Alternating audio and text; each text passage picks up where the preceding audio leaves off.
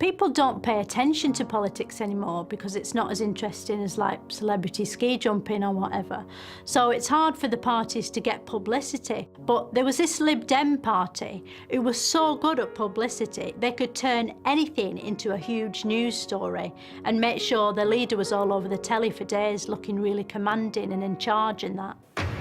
A challenge to Nick Clegg's authority as he faces a growing row over the Liberal Democrat peer accused of sexual harassment. They had this Renard man who looked a bit like Harold Bishop off Neighbours, who stood around in photos dressed as Father Christmas. And he was accused of doing all these inappropriate things which he denied.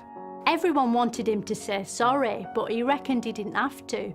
So instead, he expressed regret, which isn't quite the same, and it caused this stupid stalemate. Like, if he didn't want to say a full sorry, he could have said soz, which is sort of half sorry. That would have stopped the whole thing dead. There was an inquiry, right, which said that he probably hadn't done anything wrong, and also that he probably had done something wrong. So now they're having another inquiry. I mean, it's good because it keeps it going. So, you know, we're all talking and thinking about it all the time, which is great publicity for them. I mean, I'd never even heard of the literal Democrats before, but now they've got all this coverage, like loads and loads of coverage. He's really put them in the public eye. Like, they'd probably do quite well if there was an election.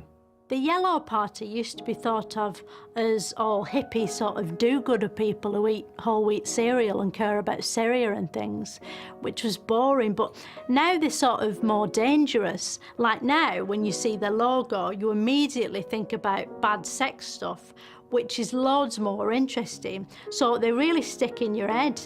Nick Clegg must be really pleased about that. And just when you thought it was as creepy as it could get, they found another one who was accused of things he denied.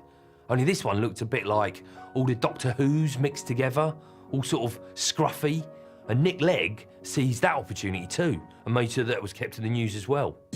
Revealed the emails and letters which pile more pressure on Nick Clegg over the Lib Dem sex scandals. The coverage was really in-depth. Basically, the Lib Dems must be really pleased Nick Clegg is their leader because everybody's talking about him now.